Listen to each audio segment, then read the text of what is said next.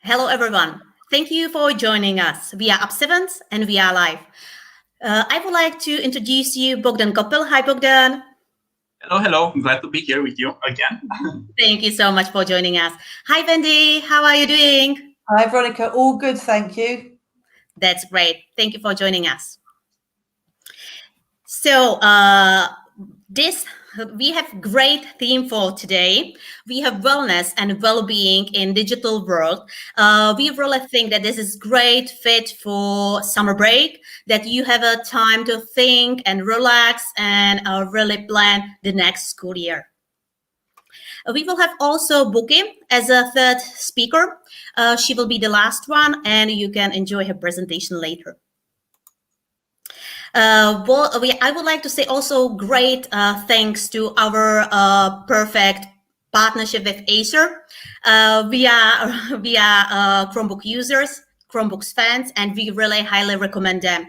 Thanks to our great cooperation, we are able to run these free virtual summits. So thanks, Acer, once again. Really appreciate it.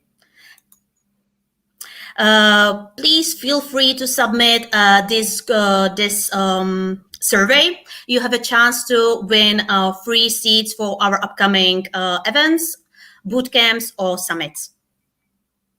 Maybe Bogdan, could you please add more details about this great project and this certification which you are running as well? Yeah, so it is, as you said, it's an interesting project also in terms of how you get there, the whole certification process, going through the trainings and the next steps. So basically the certification is designed for or is aimed at educators using technology across the board. So it's not Google related necessarily or specific company or the other. We are talking more about the pedagogy behind using technology principles, different models and frameworks, digital citizenship, and so on and so forth. So the whole program is based around the ISTE standards, which are designed both for students and for teachers or educators. And the standards basically help both students and educators gain certain skills or see that they are on the right path towards gaining those skills. Now, the whole process goes through an initial training phase. So there are 5 synchronous sessions, virtual sessions with a lot of interaction also in between the sessions. There is also some asynchronous work. That's the first stage of the program.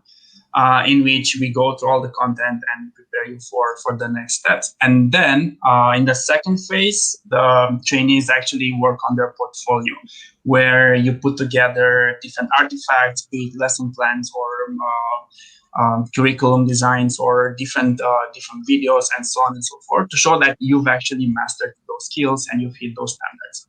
And after that, you are actually certified as an ISTE educator.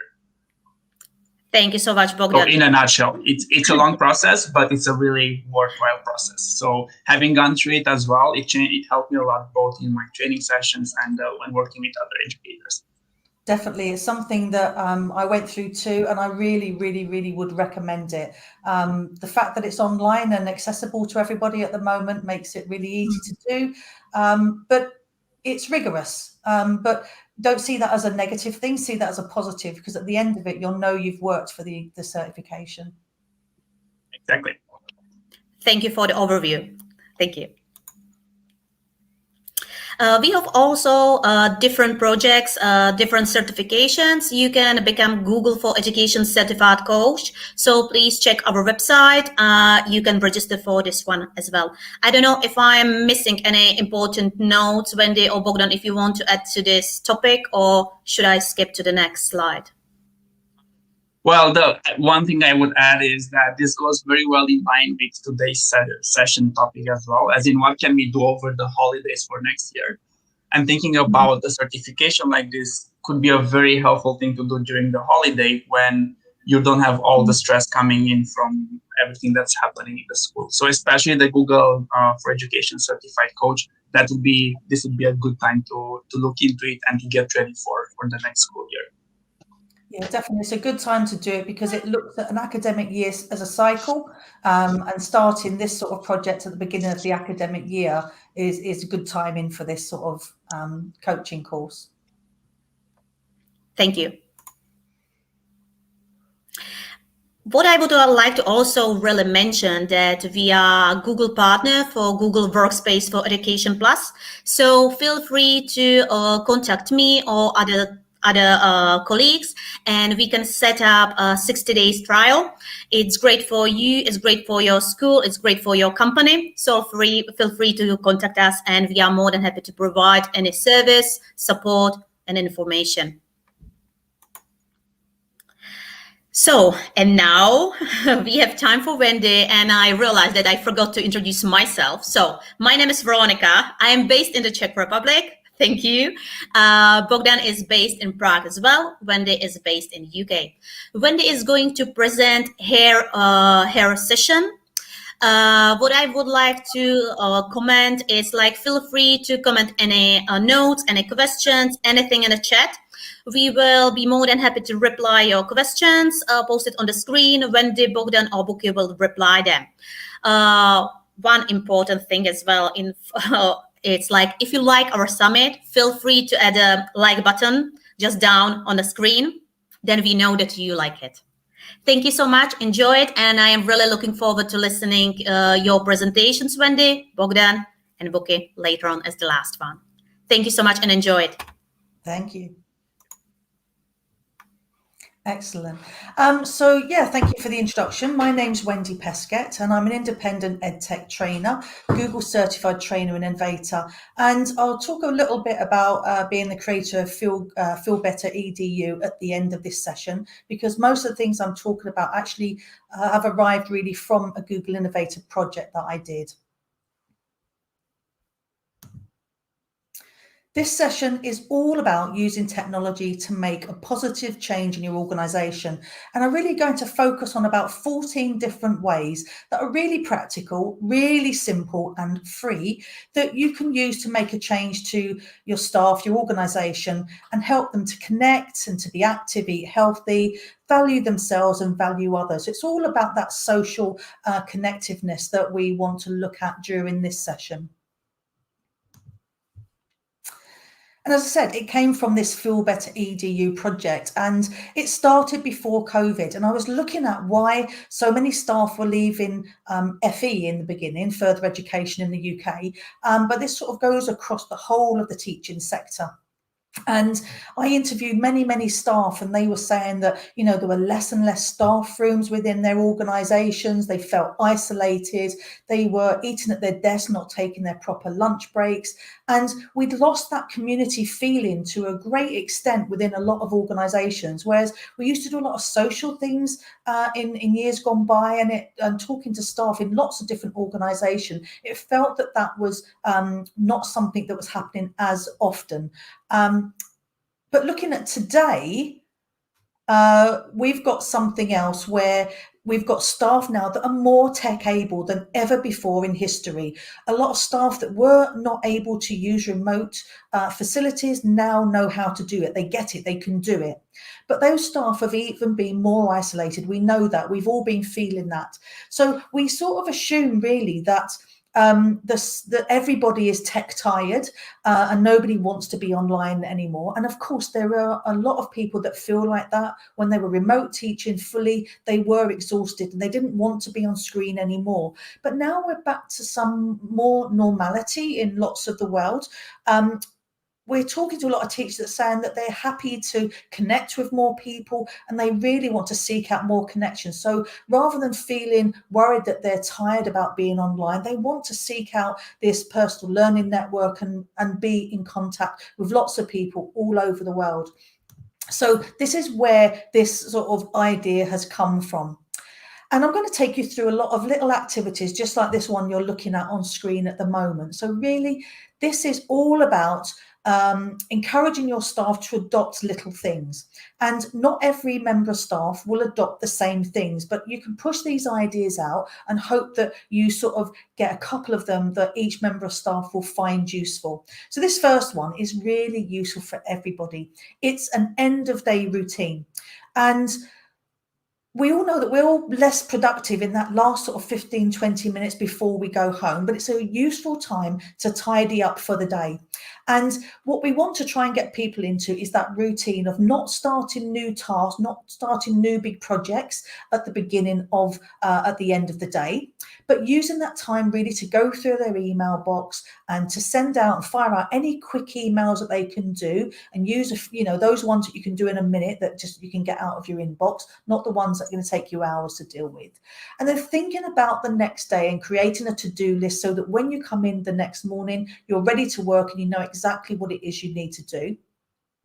And then sorting out your calendar and making sure your schedule works, you know, rearranging, tweaking things, building in some time for rest and relaxation. If you have to put in your diary that you need 40 minutes for your lunch break every day, then put that in and make sure you make those unmovable. So they're things that you really need to do.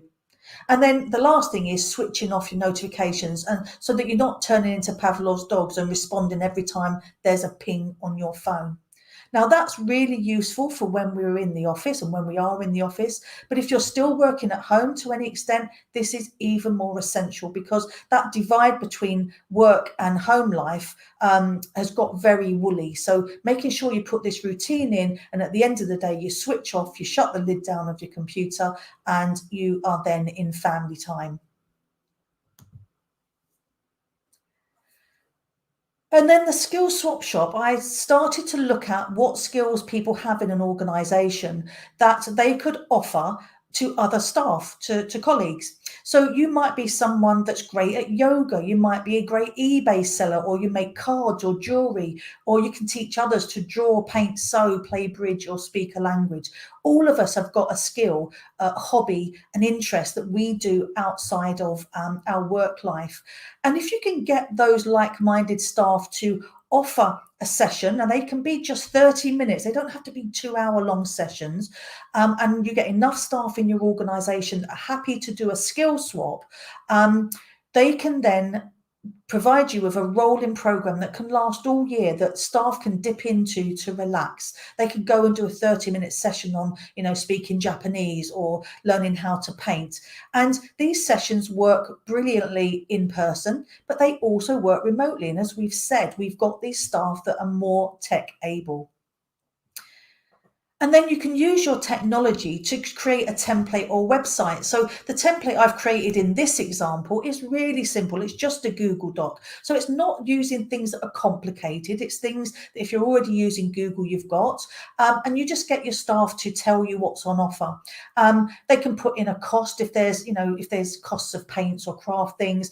And then you could do this for Google Form as well. And then once you've got all your sessions that have been offered, you can then push those out on a Google Form to the rest of the staff to sign up for these sessions. And you've got this wonderful wellness program that doesn't cost the organisation anything. Every member of staff that delivers it, maybe the organisation can reward them in some way, but if not, the reward could be that they join somebody else's session. And I've seen this working in a couple of organisations, so it's something you might want to consider. See what skills your staff have out there and use your tech to share those skills. I will breathe at the end of every slide just in case any comments come in or any questions, but please fire any questions that you've got to us and we'll try to answer them. And then we've got some really simple stuff about reducing email overload. And again, this could come at an organizational level. If the leadership team try to encourage change and try to practice this change, then other people follow suit. So really the first thing is changing your email from reply all default to reply. So let's have a look at what that actually looks like. So here's my inbox, and here's an email that's been sent to several people. I don't know if you want to just make the screen full size, Veronica, for me, so it's a bit easier to see. And I'll try to zoom in where I can as well. There you go. So you can see this has been sent to me at several different accounts, okay? So this is a typical email that you might get sent round to all staff at your organisation. And you can bet your bottom dollar, whatever organisation I've worked in, you'll get this all staff email sent round, and at least 10 people will respond with, oh, I don't know, or yes, I'll be there. And you get another 10 emails in your inbox that really are just spam. So by a simple change of going into your settings and going into see all settings here, you will see somewhere here that you have got a default reply behavior to your emails. And if you set your default to reply rather than reply all, what that does then, if I just go back, when you get an email that's been sent to multiple people, the button that you see here for the reply is actually just reply. So if you do hit that reply button, it will go back just to the sender. And if you want to reply to everybody, instead of doing it by accident, as most people do, you physically have to click on another button and another button to do it. That simple change in your email structure will reduce all those emails that people send by accident to lots of people. So that's one little tip. And then the next one that you can use and encourage as an organisation is to try to be more respectful of when people's work times are. Now, for trainers like us that work across multiple time zones, that's a little bit more tricky because we could be working with people at all different times. But if you're working in one organisation and you're all on the same time zone, whenever you go to send an email, instead of hitting the send button, you can click on the little drop down arrow to the side of the send, this little tiny bit here, very easy to miss. And when you click on that one, you can schedule send it. So instead of sending it at 2 o'clock in the morning because you're wide awake and working, you can actually set it to send tomorrow morning or this afternoon, or you can select a date and time. So changing little things like that in your schedule and in the way your organization works can really have a great effect on staff wellness.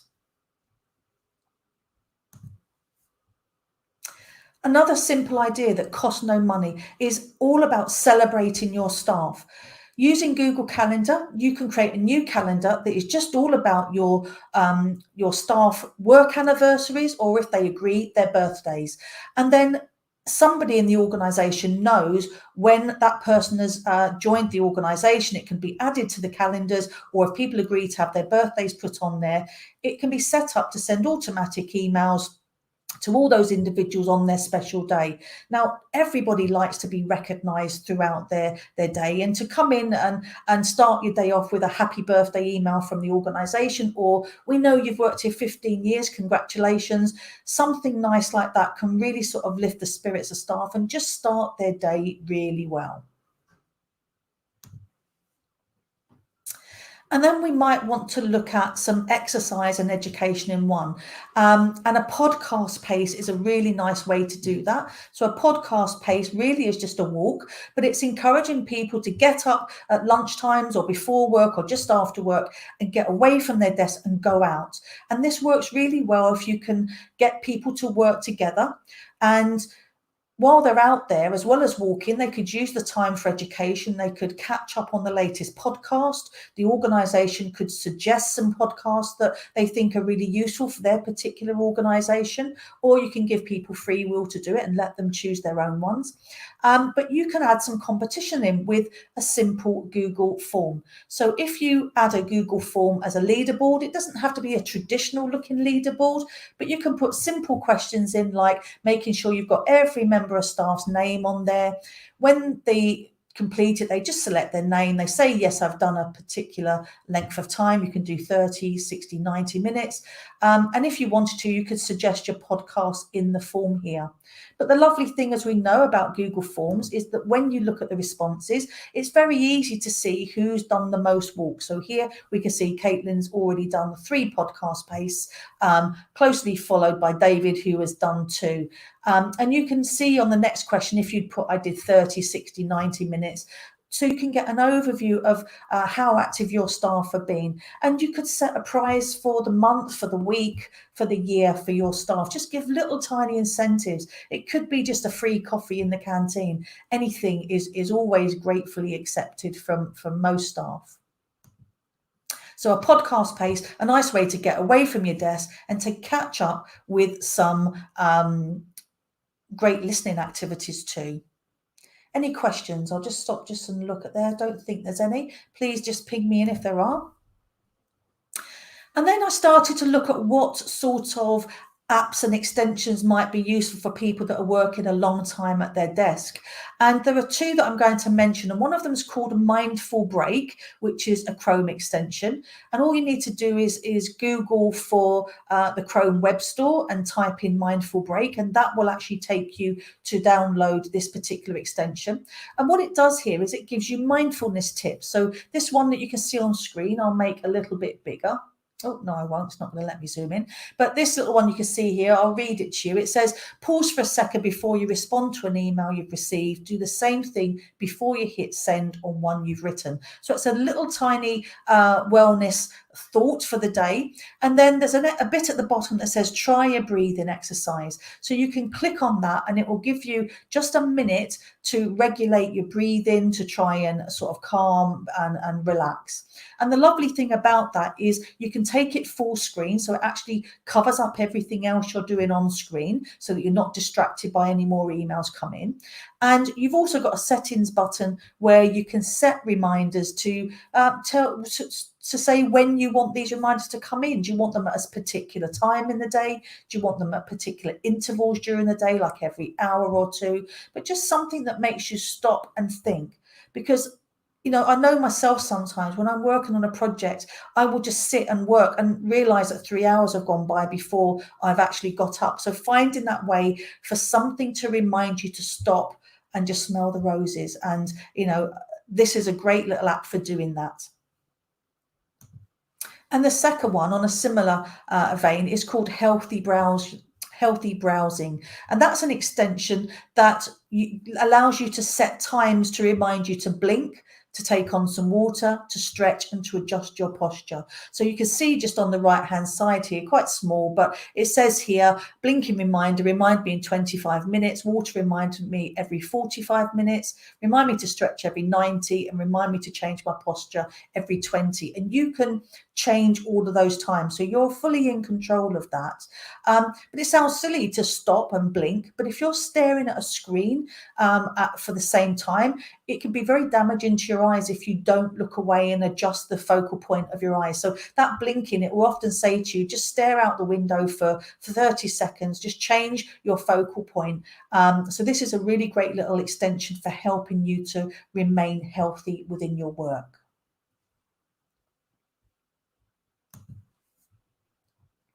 And there's something I'm really keen on and have been for a long time is praise and thank you. Thanks and praise, saying thank you and lots of praise for staff. And it's something I've been keen on for ages. So I like to publicly thank people when they've helped me. So you'll quite often see a little Twitter post go out that says thank you to a particular person, or thank you, I really enjoyed the session that you did today, or I'll give praise to someone. I saw a really great session, or I observed a brilliant session you did today. Thank you for sharing that. That goes a long way, and people really do like to be praised and thanked for the little bit of extra that they do. But not everybody has Twitter. Not everybody's as social minded as that. But if you're an organization that's got Google, you can do a similar sort of thing with Jamboard. So I've tried to sort of show you different ways that you can do the same sort of thing. So here's a Jamboard. And again, it's a very simple one. I haven't tried to do anything complicated here, but I've put the same design on 2 different slides. And I think, unless someone wants to correct me, I can put 50 slides on there, I think. Might be 25, I've got to remember. But this could be linked to the bottom of people's emails. It could be added onto your staff website somewhere, just in a place where it reminds people to go in and say, do you know what, someone was really helpful with me today. They shared this resource, or I saw them being really respectful to someone today, or they were really kind, or they listened, and I saw them do that. So they just come in, and they can just, you know, either add a little sticky note and say a thanks here and pop it on, or they can just add a text box and add it on. But you get the idea. You can just add these things. And again, it's public. So if you're feeling down, someone can pop in here and see if anyone's left them a little note. They can also see the great things that are happening within the organization. Because if you send an email just to someone, yeah, it's great. They see it and they say, oh, great, I've been thanked for that. That was nice. Someone thought to thank me. But it's so positive when you see how many times people are going above and beyond their work life for other colleagues. And to see a wall like this with loads of things posted on it can really lift people's spirits. So hopefully something like that in your organization. You can do it with a slide deck too. So just think of a way that works for you. There's lots of different ways to do it, but making sure you get out there, you say thanks, and you praise people for the good stuff they are doing. And a very similar one with Flipgrid. So I'm not going to show you exactly how to do this, but this is a Flipgrid account where I've created a thanks and praise activity here. And I can just go in very easily and create a topic and say thanks to a colleague. And at this stage, simply I would click on the record a video. I'd explain what I want staff to do. If you've had somebody go above and beyond in their work life today, please just drop a little video thanks to them. Once I've created that topic, somebody else can click on that topic, reply by clicking on the little video and recording a thank you to a colleague. That's a lovely little tribute to people. And it gives you a wall of videos that are so positive. But you can use this in a slightly different way. How about the colleague that's actually leaving and you want to say goodbye? Normally we sign a card.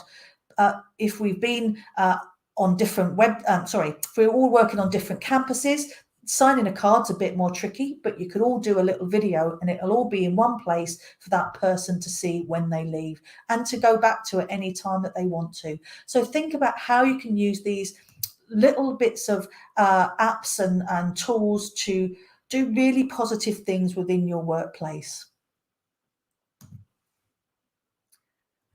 And then thinking about how people collaborate. This is a nice example. This is one from Deputy Groku on Twitter. And if you contact him, if you follow him, he'll send you the link for free. But it's a healthy eating cookbook that was put together by a load of different people on Twitter. But you could do the similar thing within your organization. If you've got people from all over the world, you're going to get this richness that comes through with all the diverse recipes. And the specification will be healthy eating, so that we're encouraging people to get well while we're thinking about the beautiful food that we could eat from all over the world. And that can simply be done in slides, because slides allows you to add pictures and videos and text and all sorts of rich media.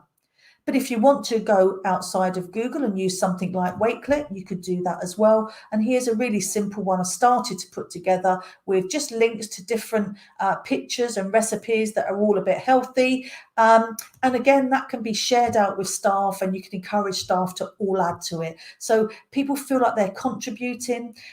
If they've contributed, someone might send them a thanks on the thanks wall. And you get this lovely, rich collaboration and thanks cycle going on.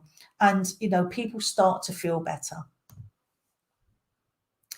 And then when people do need to become a little more well, become a little bit more grounded, you've got things like Headspace, which is a meditation and mindfulness app. And it is a paid thing, but did you know that in a lot of countries, it is actually free for educators? So it's not free for everybody. It's not free for all countries, but I think it's free for the US, UK, Canada, and Australia at the moment. But if you're in an organization outside of those countries, it's worth dropping them an email and just asking them if they've got any plans to open that up free for your country. If they get enough people contact them, they may open it up a little bit wider. But if you're in the UK or those countries, you can get a subscription just with your school badge or a little bit of official paperwork that you send to them. Just shows that you're actually working in that place. You don't have to be a teacher. You can be a member of support staff too. So although it says educators, it's educators in an educational establishment rather than just teachers. So encourage your staff to sign up. Again, not everyone will want it, but you might find quite a number that would like to do this. And it allows them then to bring mindfulness into the classroom, into their workspace. And it just gives them a way of releasing stress, reducing burnout and building that resilience up. So it's a lovely little app. It's very easy to use and I go for free. I love it. And this is one you may not have seen before. EdRest is a community project. So again, you could push this out to your staff. And this came, I don't know sort of what made this person do it, but it looks just like an innovation project. But they actually built this community platform for teachers. And the idea they sort of said in their blog was that they didn't have many teacher friends, so they were often on holiday and not able to go away with their friends when they went on holiday. And they didn't have anybody else that had the same holiday pattern as them. So they built this community platform for other teachers, other people working in education, so that they could network, build friends, go and socialise, meet up, go on holidays together. So if you feel like you've got staff that would like that type of platform, again, this is free to use. You can get to any of these links from my slide deck, which I know Veronica is going to give you access to in just a little while. But try out EdRest. It's a nice little platform that you can just join. And I'm getting right to the end of my presentation now, just coming back to where I started, just to tell you about my Feel Better EDU project, which started off about FE, further education, but really it goes across the education sector. And it's just a really simple website with lots of ideas and a Find a Wellness activity on there too. So if you click on the Find a Wellness activity, what you'll see on there, there's loads of little cards with things like Pass the Kindness on, Unlock Clock, free passes, and lots of competition-based things that organisations can use to get their staff connected again and bringing them together as teams. So there's about 50 ideas on there now. I'm always happy to add to this. So if you've got any ideas, please let me know. I'd love to add some new ideas to this. And I have had a few people that have done that and given me new ideas. So please, please, please, please, please send me stuff to add. But coming back, that's the end of my session, Veronica. I don't know if there were any questions, but people can have access to that presentation. And please use all the links as reminders to try out any of those little things that I've mentioned. Thank you so much, Wendy. We don't have any questions, but mainly we received really positive comments. People like your presentation, so I have just sent them the link to your presentation. So if they want to, they can use it. Thank you so much, Wendy. And I can see really the positive way, and I can see the positive future with this. Good. Take care, everyone, and keep safe. Yes. So. Bogdan, would you like to add any comments, any notes? I just like the fact that when you already touched upon some of the things that I wanted to mention, but I look at things from the individual perspective. So my approach is all about habits, personal habits, and how we can deal with them. But I really like that she already mentioned some extensions and some apps that, for example, remind you to take breaks, remind you to drink water, remind you. They can be used very well also for that whole idea of establishing new habits and getting along. Now, one thing that I really liked about Wendy's approach was that there needs to be support also from schools and organizations in terms of, hey, we've all had a crazy year as educators, and now more than ever, organizations should come forward with doing something. And these were really quick fire tips that can be used by an organization, and that's something that I really like. So thank you, Wendy. Thank you. And they're all free. We haven't mentioned anything that's going to cost any money, and that's an important factor for a lot of organizations, especially in further education, where a lot of colleges just don't have the funds to do a lot of things. So yeah, and as you said, the Google slide is there. You don't need a fancy leaderboard or whatnot. You just need a bit of creativity and you put things together, and that's it. Thank you so much, Wendy. Have a great day. Enjoy summer, and I believe we will see each other soon. Take care. Take care. And now we will continue with Bogdan's presentation. Bogdan, I can see that you have also interesting topic for this habits for digital well-being. So I am really looking forward to listening to your presentation as well, and to learn new things, new tips, and also how to keep positive mind, because this is really important, but also really difficult sometimes. And once again, we go back to the previous year, which totally shook everything up for everybody. So that was a bit crazy. Could you bring my slides on the screen, Yes. and we'll use them as well. So just a quick words about myself. So I am a Google for Education certified trainer and an ISTA certified trainer. So you've heard me talk a bit about ISTA at the beginning of the session. But I'm also a big fan of wellness, well-being. I use essential oils; they are part of my daily routine, and many other things. So that was the approach I wanted to bring to the table for this summit, and also to share some of my personal experience. One other thing that I've done is that I've actually been working from home more or less for the past 6 years. So I had a bit of time to dig a bit and try to find those habits that could actually work for me, and then try to maybe share some ideas of how others would find those habits that could help them. Now, of course, the question is why habits, why digital well-being, why now? And the short answer is, well, why not now, especially after our past year where everything went really crazy. Now that school is over, we'll have more time. There will be less background noise, no stress, no urgent tasks at school and whatnot. So this would be a good time to actually get some habits going. So when we start the next school year, we'll have a head start over there. Now, there's a lot of debate here in terms of how long it actually takes to either break an old habit or create a new habit. And talking about ISTA, and we were talking also at the beginning of the session about the ISTA certification. One big thing regarding the ISTA certification, one of the standards, is looking at research and how we use research also for instructional purposes and to guide and design our processes, right? So what's the story with the time that is needed for a new habit to form? There's lots of different information out there, but a few years ago, there was everywhere you would read, there was this big idea that you need 21 days to actually form a new habit. There was a book written about it. There was a whole methodology and so on and so forth. Well, it turns out that if you actually dig a bit deeper, that's an example of the broken telephone line, right? So somebody says something, somebody else reads part of it, it interprets in their own way, and then it turns into this big misinformation in a way.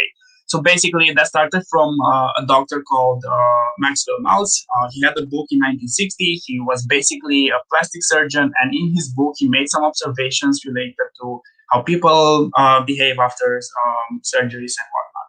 Somebody else read that fragment from the book, and then it turned into this big thing with 21 days. Well, different research says that there's different periods. There isn't a standard period, but the average seems to be around 66 days. Now, keep in mind, I'm saying the average. This varied from anything between 18 days and 254 days. And that depends a lot on the context, on the background, what else is happening in our life, and so on and so forth. So I'm trying to bring forward a model that we could use for either forming new models or new habits or breaking old ones. And as I said, there are different models out there. But two of the most common ones that you'll find are actually both of them are related to a cycle or a linear progression through the process, and then it repeats. You have a cue, you have a routine, you have a reward. Or the one that I actually found more useful for me when analyzing my situation was the idea of starting from a cue, a craving, a response, and a reward. So they're very similar, there's just one extra step. So what do we mean by this? Cue, that basically is any signal that we perceive. And in ancient times, that could be a signal that would tell us that, hey, there's food if we go in that direction, or there's water, and so on and so forth. Nowadays, the cues are slightly different, and they are more along the lines of, we'll get money if we do this, we'll get fame if we do this, we'll get love, power, and so on and so forth. At the end of the day, we still go back to the basic needs. Now, the routine the craving is the next step, because we said we'll focus on the second model. Craving is that desire, like what is our motivation, what is our desire, why are we doing that? So when we brush our teeth, for example, we are not doing it for the sake of brushing our teeth in most cases, but for that feeling of a clean mouth and so on and so forth. When you want to, when you switch on the TV, you're not switching on the TV in most cases because you crave to switch on the TV or watch Netflix, but you want to be entertained. You have a deeper need or a deeper urge. And the end result of this craving is that it would turn into changing your inner state. Then the follow-up, the next step would be the response, our response to that craving. And this is where we will talk a bit about motivation and friction. So our response can be along the lines, yes, I want to do this, or no, I'm trying to prevent or I'm trying to stop doing that. So then I would need to create some friction. And of course, at the end, there's the reward.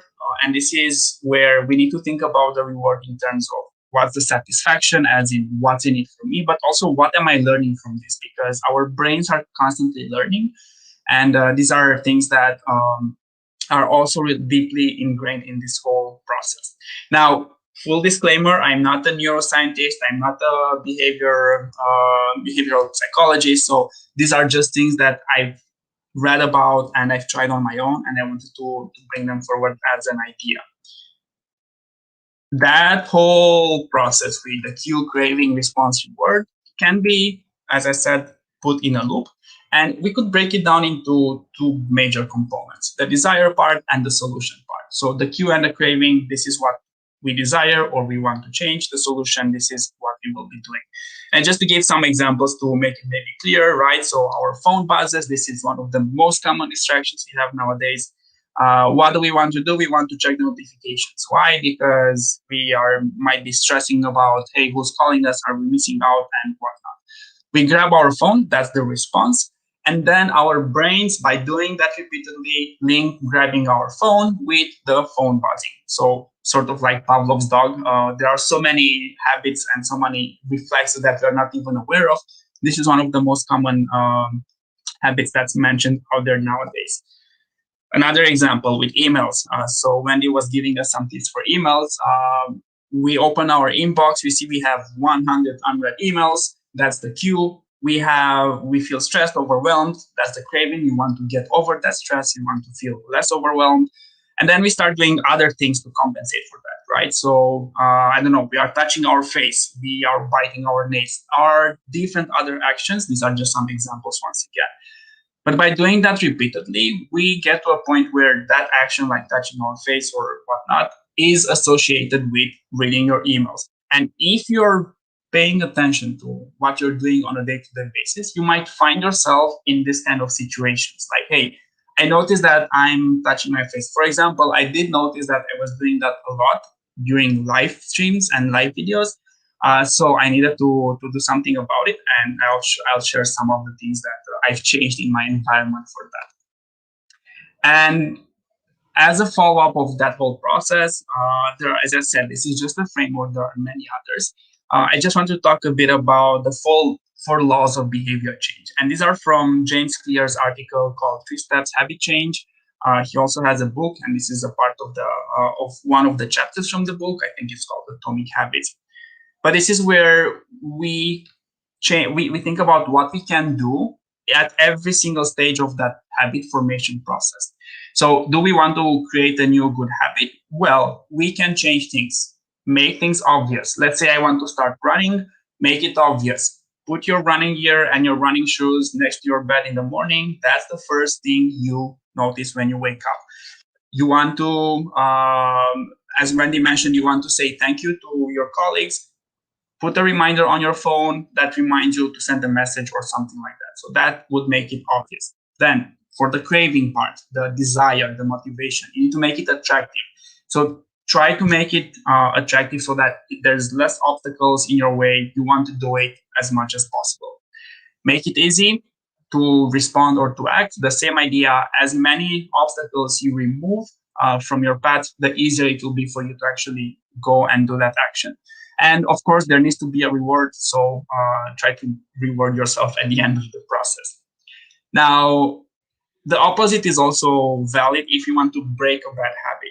So once again, I want to, building on my example, when I was dealing with online trainings and I had the tendency to touch my face, make it invisible, right? So try to change things and put other things, keep your hands busy. So I was using different gimmicks and different toys on my desk just to keep my hands busy, so that would make me focus on my hands and remind myself that, hey, maybe I should not go back or touching my face, especially when the COVID crisis started. And one of the tips was, hey, don't touch your face, right?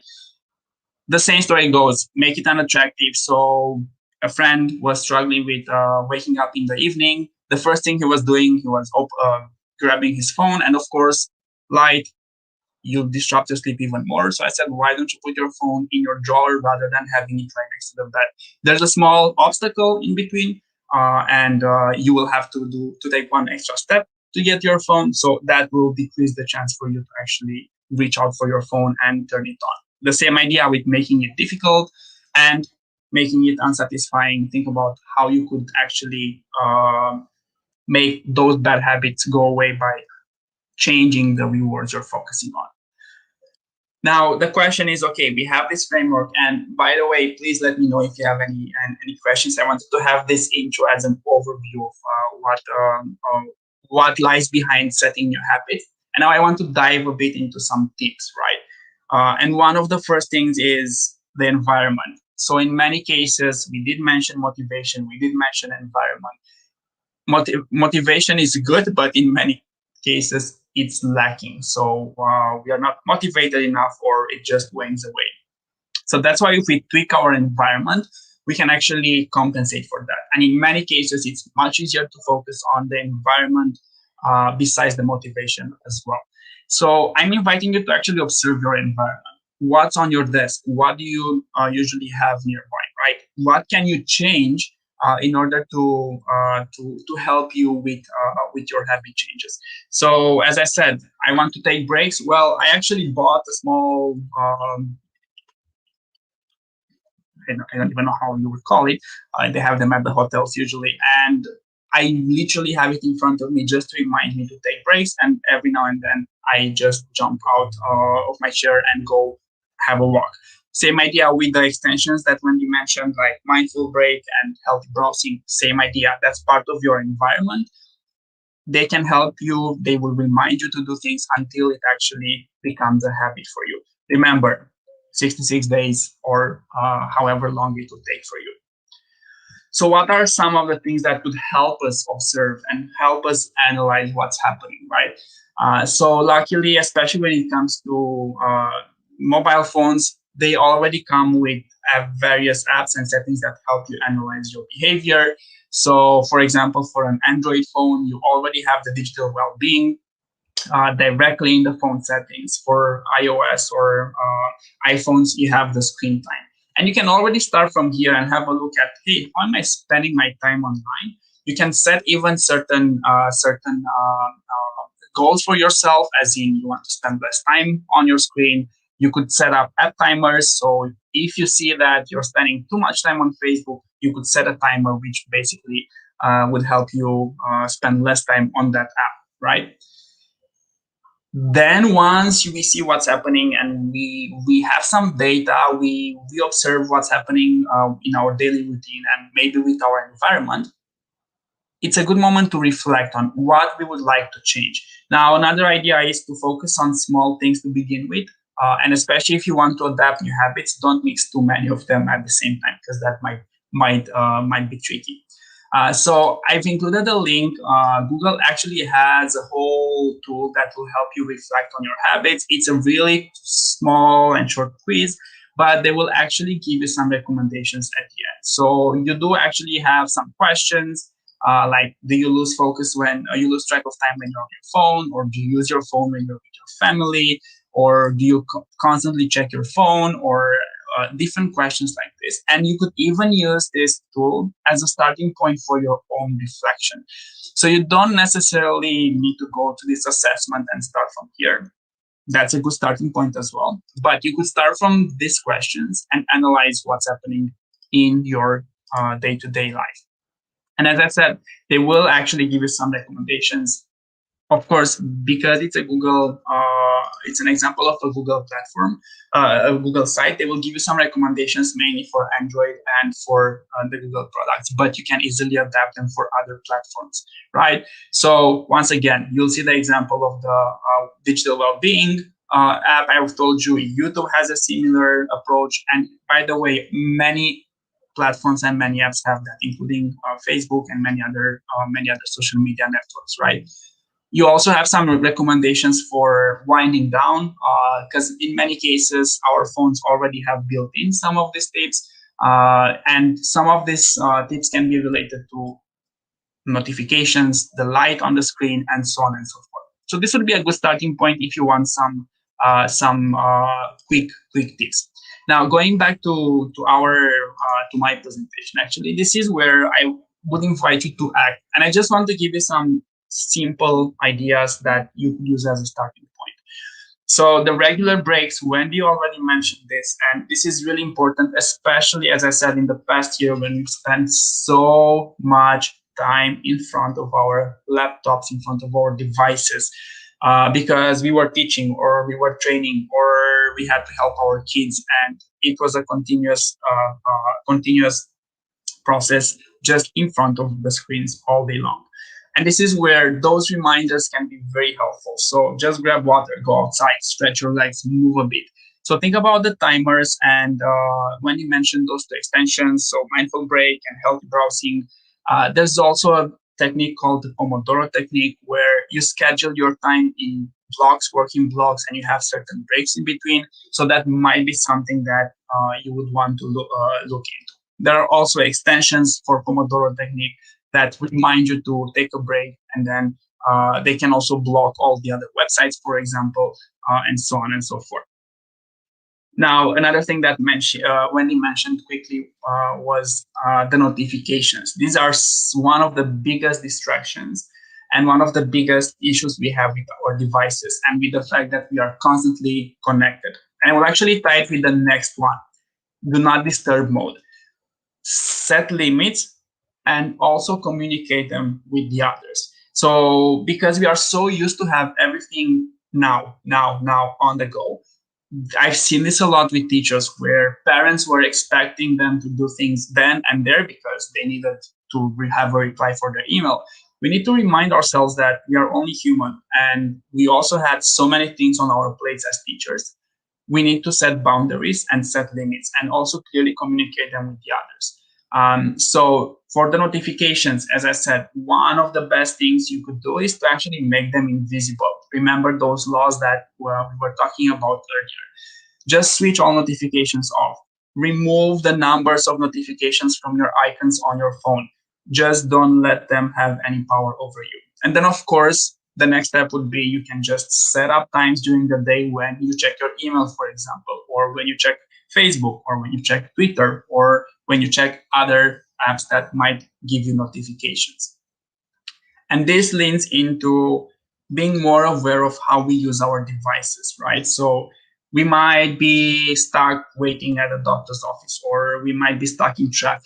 The question is, what do we do? Do we just take our device and start browsing randomly? Or could we actually take some proactive steps into saving some articles that we want to read about education, or about our hobbies, or about our passion, or about a trip that we want to take? So rather than having things very random and just being a consumer of things, we can start thinking about making that step towards the intentional use and preparing our devices for whatever is coming in the next days or weeks. And then, of course, we can think about the bigger habits that we can start working on, right? Another big thing was the whole idea of, and I've seen this for many educators that I've been working with, working late, starting early, work overload, the disruption of the day-night routine, and so on and so forth. And that's why I was saying that, especially now during the holiday, such a new habit would be much easier to establish and to get it going, so that when you start the school next year, it will be much easier. So a big thing is related to starting and ending the day right. And this is where you can think about different tips like disconnect. So Ekaterina, D&D stands for do not disturb. So one thing I can do is I can switch off my notifications. So thank you for the question, Ekaterina. So yeah, I can switch off my notifications. My phone is on silent 95% of the time. But that's on my end. I should also, it's a good idea to let others know that I'm in a do not disturb mode. So if you use Google Meet or Skype or any other communication platforms, most of them also have the option to change your status to do not disturb. So then the others know as well that, hey, he's busy, he's working on something, he will get back to my email later on, but not right now. So it goes both ways, just for us as well, but also just communicating it to the others. So thank you for the question. So coming back to the day, to the daily routine, right? So of course it's good to disconnect when you wake up and before going to bed. So no devices ideally. It's good if you have a routine that can include anything from planning your day ahead, just writing down on paper what you're trying to achieve at the end of the day, looking back and seeing what worked, what didn't work. Just have a small reflecting moment. Read something. As Wendy was mentioning, mindfulness practices are really good. And I didn't know about the Headspace being free for educators in certain countries. I don't qualify for it, but it's good to know that so many educators can actually have access to such a service. And one other thing that I do want to give you a generic tip is related to the blue light filter. So especially before going to bed, blue light messes up our whole day wakefulness sleep cycle. And most of the devices we use do emit quite a lot of blue light. So that's why if you're on your phone in the bed just before sleeping, you might not be able to fall asleep so easily. So one option is, of course, remove the phone, don't be on your device before going to bed. Another thing you can do is you can set up the blue light filters, and that will change slightly the colors or the light that your displays emit. Now, most of the devices have a blue light filter built in. For example, Windows already has that as a setting. And on my machine, I have it as automatically change the light or change the light filter and filter out blue light after 8 p.m. in the evening or 9 p.m. in the evening, depending on the season. So I set it up once, I don't have to worry about it. The same goes for your devices. There are many apps and tools that can do that. Now, another thing that you can also do is look at your social media connections usage. Start working on an audit. Audit your circles, unfollow whoever doesn't provide value or you feel that they are too negative or they are not in line with your goals anymore, and so on and so forth. So this is something that you ideally do constantly, and that's why I'm giving it as an idea for a new habit. Because if you start now and daily you check 1 or 2 users, you see how you interact with people, you connect or reconnect with other people, by the autumn you will already have an audited circle on your social media, for example. Now, another big thing for me is controlling your inbox or taming your inbox. Now, I could talk about the inbox zero approach or about controlling our inboxes for hours. We did have a previous session in a summit, I think in April, where I went into this topic deeper and I gave some ideas and some tips for actually dealing with your inbox. But the bottom line behind the Inbox Zero methodology is very much in line with what's happening with what I've listed before in terms of the laws and in terms of the queues and in terms of making things visible or invisible. So just to break it down, you schedule time you spend in your email. You don't just open it when you receive a notification. So you check your email 2 times, 3 times, 4 times a day. You decide. You prioritize your emails and first you sort them. Then you focus on the ones that are really important and urgent, and then you deal with the other ones. And these are the basic 3 steps. And then you treat your inbox as a to-do list. So then you will be in control of what's happening in your inbox and not the other way around. So rather than reacting to emails you receive one by one, you take a proactive approach and you decide what you want to focus on and what you want to start with and the order you want to go through. So as I said, I would encourage you to look back on the Apps Events channel on YouTube. You will find the recording for the summit from spring, where there is a lot more about the inbox zero approach. We're going through the whole thing with labels and filters and so on and so forth.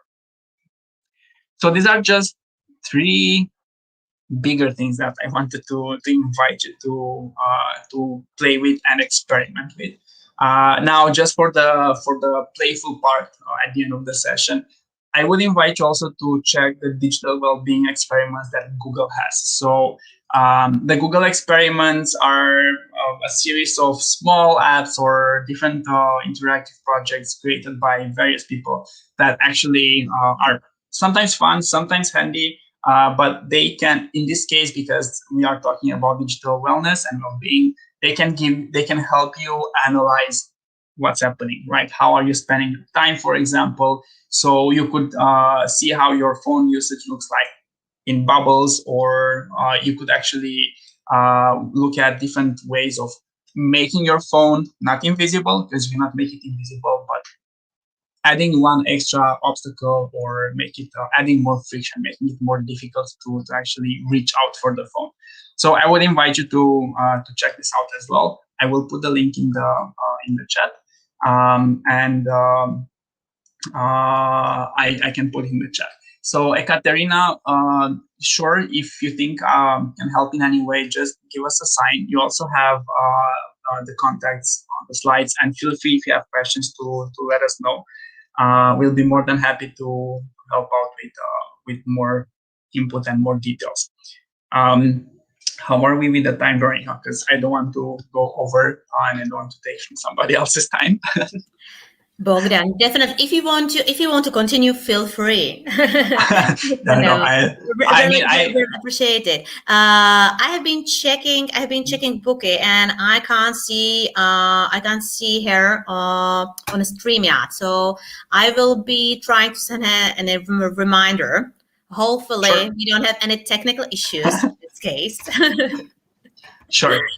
So, Ekaterina, because you had the question about the article, so this is one of the topics that nowadays is becoming more and more important, and I think this is one of the ideas that came to the fore, especially in the last year and a half. Like literally, teachers were struggling left and right because all of a sudden the support they had before went away. Many were thrown into this long distance learning or different new ways of actually teaching and working with their students.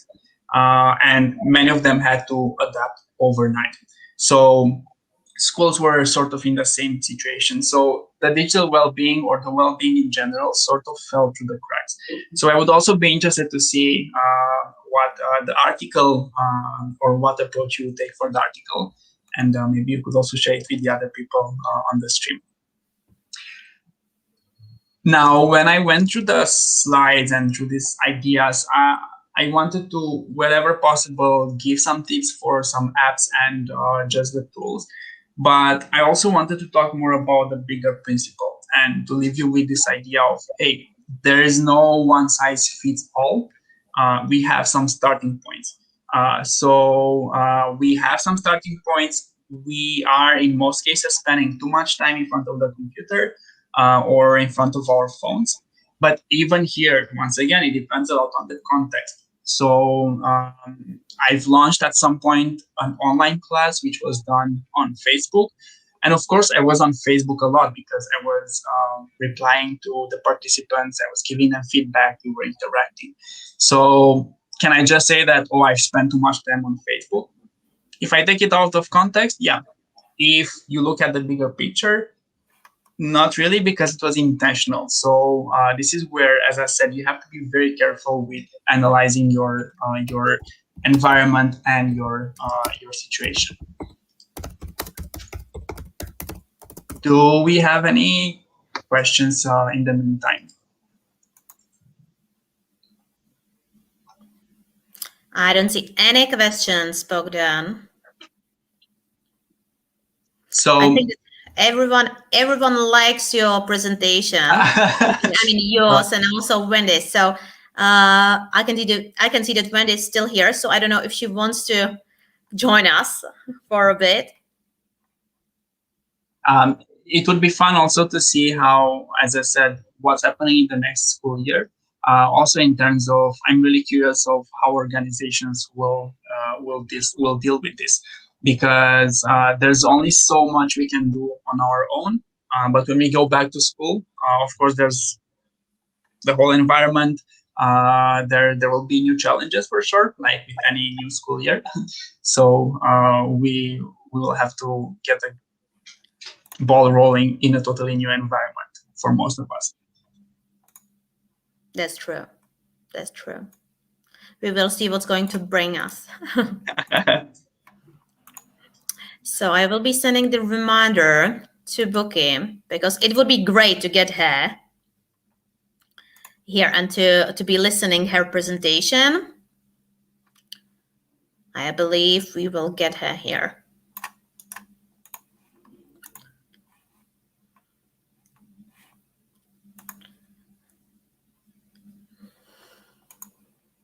I really apologize for the delay. So this is talking about well-being and wellness. This was one of the stress factors in the distance learning and working online. And it's one of the things that we are not really aware of, because technology can always fail you. It happened to me in one of my Easter training sessions where the sound went totally off. And I was just thinking about, okay, what's happening in this stage for somebody that is not tech savvy and does not know how to quickly troubleshoot things and does not know how to play with the settings on your devices and so on and so forth. So this is where, once again, that knowing that your organization has your back as well in many cases can help a lot, only even from this perspective, knowing that, hey, if something goes wrong, I know who to call, I know who to ask help from, and we can get it sorted. As I said, for me, it's easy because I am quite tech savvy. I'm a one-man show as well, so I'm working on my own as a freelance trainer. But I've been working with lots of teachers who were very, very much under pressure from this perspective, simply because they were not so used to the technology, and overnight, as I said, they were thrown into this process. So this happens on multiple occasions. The technology fails or something goes wrong, so you do have to adapt. Oh, that was a great presentation there, Bogdan. I really love the Google Digital Wellness website that you showed, and it's reminded me to go back and have a look at it. But it's got things like particular focuses that you can look at. I know you sort of looked over it very quickly, but being able to choose whether you want to focus your time with tech or unplug more often, or find the balance as a family, or minimize distractions. And it gives you tips particularly for that focus. And I just think that's a great idea, because as we understand, it's not the same problem for every educator. You know, I mean, I must admit, I was really surprised when I spoke to some people recently, and I could see they were really, really busy online, and we were having a discussion about wellness and switching off and taking time out. And they felt the complete opposite, that they felt they needed to connect more. And it's remembering that not everybody reacts the same to different stressors. So whereas I thought, actually, I want to come off screen and I want to be with my family, other people were thinking, actually, I want to connect more with people around the world, and recognizing that, and not seeing that as a negative thing, but seeing that as the way that individual copes with their stresses in life. Yeah, and exactly that's why I was mentioning with the idea of analyzing and observing what's happening in your life. Because actually, I also had periods when I totally disconnected from social media, but I also had periods when I needed to reconnect and I needed to reach out to people. Yes. So for both of those situations, I had different approaches. When I disconnected, I switched all notifications off and everything. When I needed to reconnect, on the contrary, I was doing all I could to remind myself to get in touch with friends, or to send them a message, or just to get in touch. And yeah, thank you for mentioning the Google Digital Wellbeing site. I've only shown the assessment and the tips they give you, but they do have lots of different other tips as well. So if you want to explore, this is a good starting point as well. So they have also family activities, as Wendy mentioned, or different tools that they cover. And also something that is interesting, they did acknowledge the fact that things changed during the COVID-19 period. So there is actually even a whole material based on this. And of course, this is something that is aimed at not only educators, but in general technology users, because as I said, we were sort of thrown into this as a collective group. Yeah, I've just been having a look through the experiments with Google, because they're added to very frequently, aren't they? So there's even some new ones there from when I last looked. So yeah, some really unusual ones that you wouldn't think of straight away, but that's what it is. Hey, they're experiments.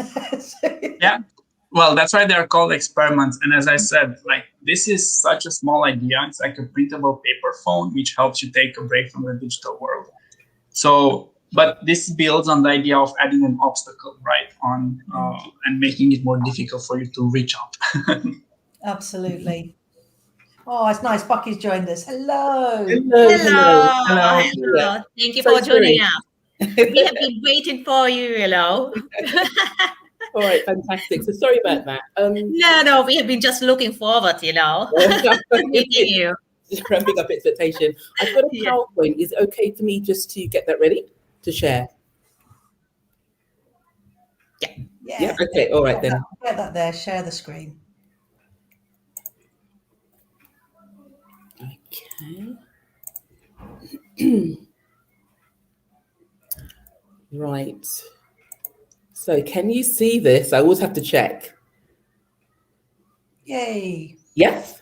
Excellent. Fantastic. Okay, thank you. So thank you, everyone. And thank you for allowing me to be part of wellness and wellbeing in the digital world, which is something that I'm really interested and passionate about.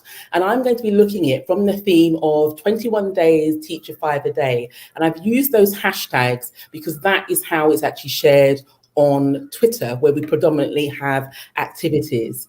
I work as a senior leader and science lead in Edith K School, but I do a number of things, all linked to education, edtech, and leadership and management development and coaching. So when you think about the idea of social media and linking it to wellness or well-being, it doesn't quite go together, particularly then if we had to be real. Social media, when we think about social media, and a lot of educators are worried about, is the information they're looking at real? They're worried about trolling, maybe the possibilities of bullying and things like that. More often or not, the negative aspects is what people actually fear. And when I looked at pre-pandemic, the number of educators that actually use social media, just generally, it looked as though it was 10% within the UK. It has changed, but I still get the feeling that these aspects with regards to social media is what actually holds people back. Now, last year, as part of the daily writing challenge that Hannah Wilson put together to allow educators across the world to get together and share their feelings as part of the wellbeing initiative, I spoke about my Twitter family. I've been using Twitter for over 7 years. And I defined family in this particular way, where you've got a group of people who may be related by birth or simply affinity, but the focus is to maintain the well-being of its members. And if you look my name up, you'll see that I'm linked to so many different organizations. They include Women Ed, BAME Ed, Talking Circles more recently, SLT Chat, and Teach a 5 a Day. The list goes on. This all pretty much predates the pandemic. Now, the way in which I operated, particularly when it came to well-being, which at the time when I got involved, people just used to think well-being first and foremost, and through social media, ? That all turned on its head when we actually experienced the pandemic. And with online education and various stages of lockdown, we were no longer to communicate and operate on a face-to-face basis. And I'll share a quote that my head teacher actually shared with us when we went through our first lockdown period about the importance of us taking care of ourselves in order to be in a good position to take care of our students. So during the first lockdown experience, we all collectively experienced well-being in a digital sense.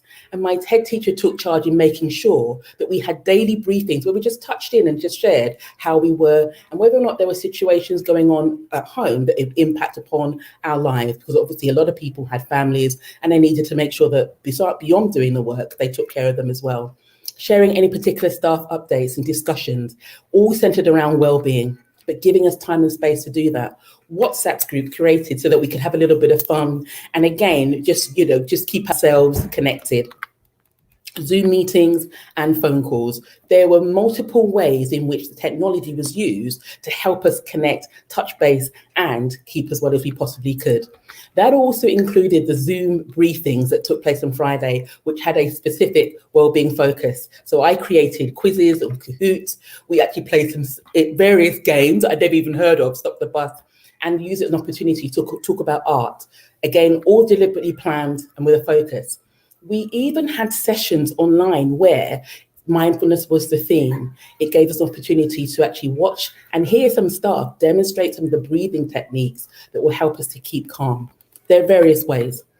Now, I'll share this snippet from Education Support. It is a charity that actually supports teachers in the UK in terms of their well-being.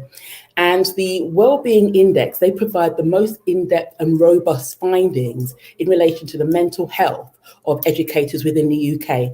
And they shared this really stark snapshot in November 2020. So immediately following the first stages of lockdown, they said 52% suffer from insomnia compared with 37% in the previous years. The tearfulness, the difficulty concentrating, and that was one of the things I found during the first lockdown. My concentration levels were not as they were. And I later realized this was actually due to anxiety and stress. So we've all been affected in different ways. Now, following on from that, what is even more stark is the fact that you've got teachers, senior leaders, educators across the sector, over 50% who are saying that because of the pressures upon their health and well-being, they are considering leaving the profession. So we need to do something to make that change. Now, before I go further, I'd like to spend a little bit of time just defining what I mean by well-being. And it's just this: the state of being comfortable, healthy, and happy, however we define it for ourselves. I'm going to come back to that particular point later on. Now, over the years, as I mentioned before, my Twitter family have helped me in different ways. One of my friends who actually would call me, send me a text, before 6 o'clock saying, Bukky, you said you're going to be leaving at 6, so you actually had some time in the evening for yourself. This is your daily reminder. Friends that actually shared photos and images of nature as part of my Twitter timeline, which gives you a moment just to pause and actually just take in some of the beauty around us. Being involved with Teacher 5 a Day, which I'm going to explain about in a little bit more depth. One of my friends who, before we'd even met, used to send Eid gifts and Ramadan calendars and things like that in the post, complete and lovely surprise. And also some colleagues as well that happened to donate freely chemistry books that they were actually getting rid of from their schools, and asking whether or not anyone actually wanted to get hold of those. Now, Teacher 5 a Day was ahead of its time. It was formally launched in 2015 by Martin Rea. And I shared the link. This is actually a screenshot from the very first blog that he wrote in relation to Teacher 5 a Day, and talking about why he felt it was so important. And I urge you all just to take a few moments just to read that. And he posed a question about, does leadership have a responsibility in staff well-being? Now, with regards to Teacher 5 a Day, there are 5 different aspects, and you may be familiar with these in other contexts that the NHS actually shares in terms of connecting, exercise, learn, notice, and volunteer, giving back in one way or another. Now, when I got engaged with it, this is a snippet from the TES in 2017, where they interviewed me to talk about Teacher 5 a Day and what I was doing in relation to that. I engage with it in different ways. I love fun, and I always like to make things, a little bit exciting sometimes. And I shared this to explain the rationale behind 21 Days July. So I've been involved with Teach a 5 a Day in various ways. Other members of social media that actually are part of Teach a 5 a Day, we in addition shared a pledge, and it was a light-hearted way to hold ourselves accountable in terms of these 5 different aspects. And you can see what I shared a couple of years ago as my particular focus with regards to those 5 different parts. But then I'll show also what I did initially. So in 2015, wasn't really sure about Teach a 5 a Day, but was very positive about making sure that I took care of my own well-being and using social media as a way to engage with more people than I could do physically. So Connect, an example, where I would pose a question, who would you regularly connect with? And I was actually getting people to think about maybe staff members that you don't normally engage with, or even family members or your nearest and dearest, and asking the question about how regularly they could actually connect with them. Exercise. Anyone who knows me and follows me on social media knows that I struggle with exercise. So the question is, if you had 15 or even 5 minutes to do exercise, what could you do? And then asking the question, how could you actually incorporate this on a regular basis? Learning. Now, this focus, we learn a lot in relation to our role, subject-specific things that may make us better leaders, managers, etc. What about things that we learn for ourselves, about, just for part of a hobby or things like that? So the question, which books, hobbies are you interested in? But how can you include this as part of what you do on a weekly basis? Notice taking time just to pause about what may actually trigger things internally. So could it be lack of sleep? Could it be the fact that you're irritated about something, things are on your mind, or actually taking time to notice things around you? And it links to mindfulness. So what are the things that you can do that will help you to be present, just to be in the moment? And more importantly, I use the word safeguard. What can you do to ensure that you do this regularly? And lastly, volunteering, giving back. How can we volunteer with our time, maybe with some of the words we share, positivity, advice that we actually give? Who could we support? And how and when we could actually do this. So it was a very light-hearted way of doing it, but some people were a little bit confused and they thought, oh my goodness, does it mean in order to take care of my well-being, I've got to do all of these different things?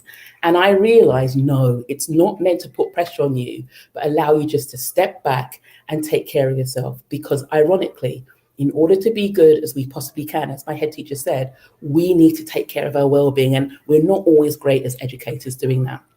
I also end with sleep. Now, this is not formally part of Teach a 5 a Day, but again, you'll notice a lot of educators, they simply do not get enough sleep, and that has a knock-on effect in terms of not just their well-being, but how well they perform in their roles. And I emphasize this. At the end of the day, we need to find whatever works best for us.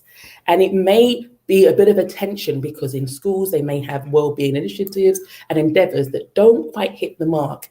And that is the reason why I'm going to come to some suggestions at the end about how we can actually move this forward, even in a digital sphere. Now, I'll talk about diversity really briefly. If you are someone that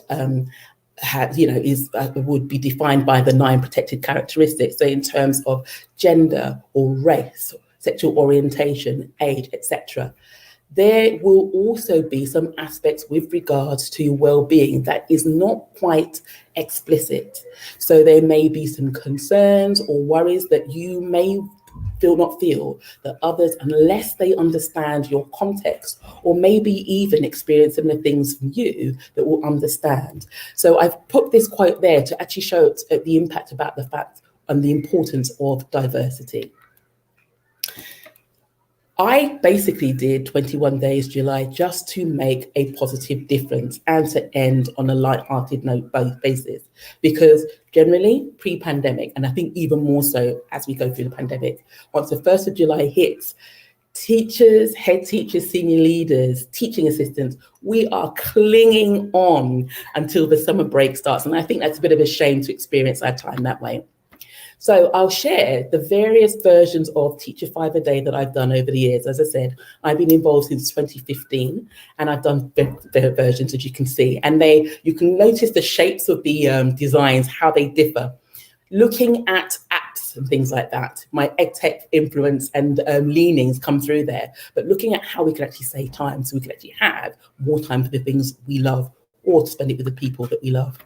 I created a variety of different ways of providing an overview so that teachers could actually join in, and also highlighting the fact, dip in whenever you feel able to. There is no pressure to actually complete everything. And this also ties in with the real themes about well-being. There will be times where we have more times on our hands to engage with it, and there will be other times where we feel more pressurized. It's just looking at what works best for you.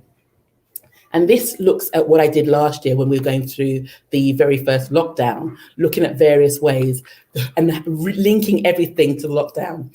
And I'm sharing some screenshots to show that even as far back as 2018, 2015, I couldn't find any tweets that showed that. I have educators, senior leaders, CEOs occasionally joining in and having a bit of fun. And I'm sharing one of my favorites where, as part of Notice, I encourage everyone just to share a snapshot of their local sunset. Particularly important now, I feel, that we aren't able, or maybe not yet, able to travel abroad on holiday.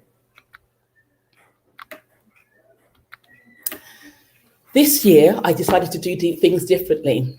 Because of the pressures of the pandemic, also because of the pressures of the teaching, the CAGs that we had, the teacher assessed grades and things like that, teachers were more exhausted than ever. And I thought it was really important to continue the traditions of 21 Days July, so they could actually engage with Teacher 5 a Day and spend time for their well-being, but I switched it up.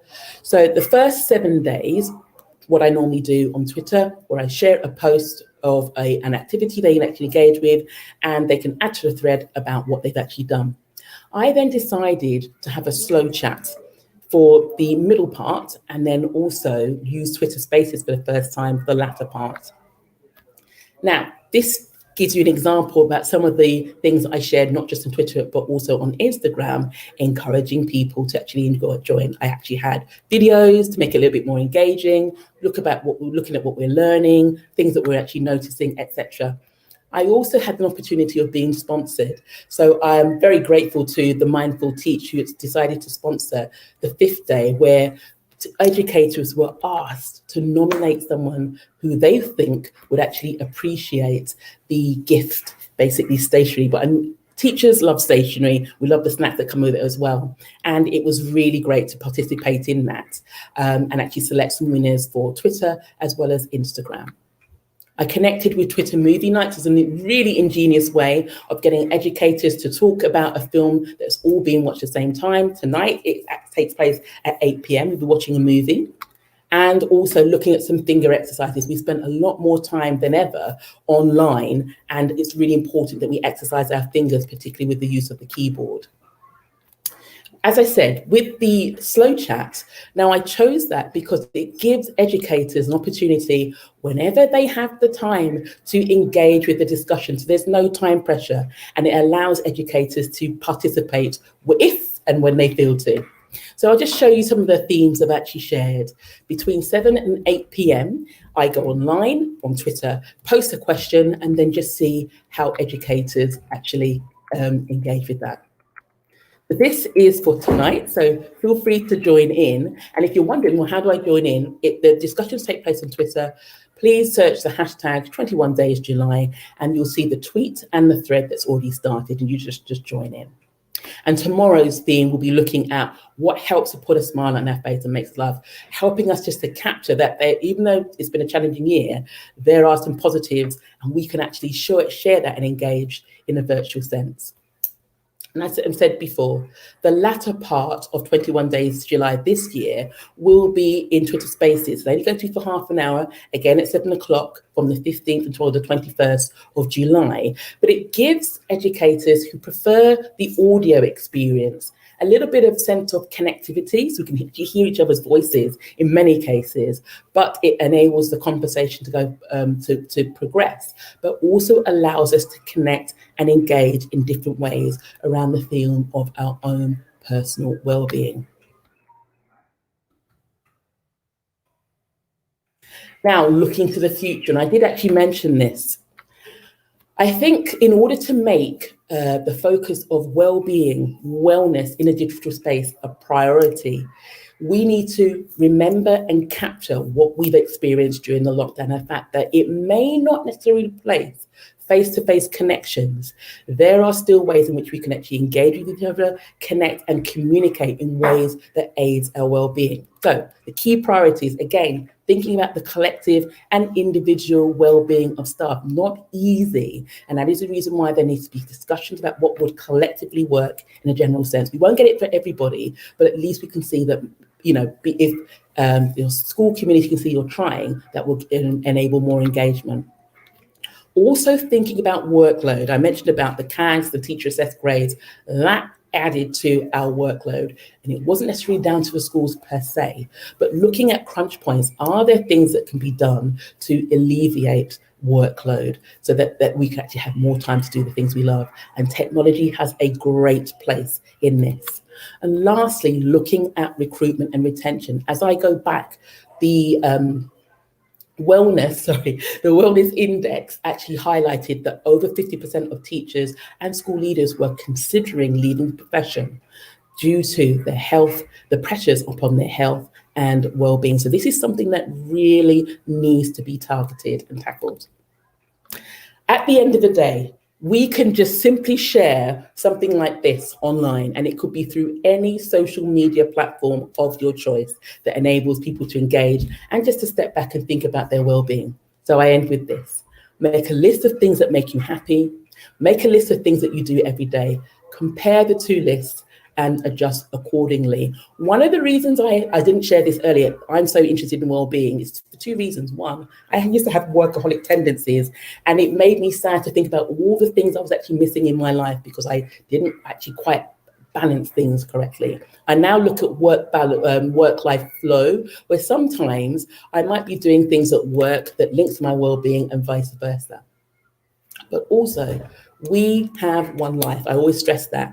And I think it's really important. The teaching profession, teaching is a fantastic job. I say it's the best job in the world. I have to stress and remind myself often, it is a job. And it's really important for us to make time for ourselves in order to be able to give back to the profession.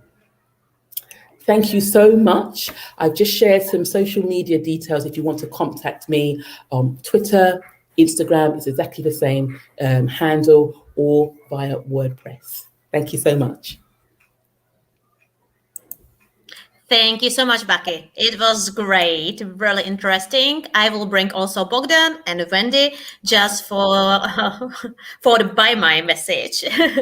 Just Bogdan, Wendy, would you like to add anything to Bukky's presentation? Just, I would like to give you a space if you want to.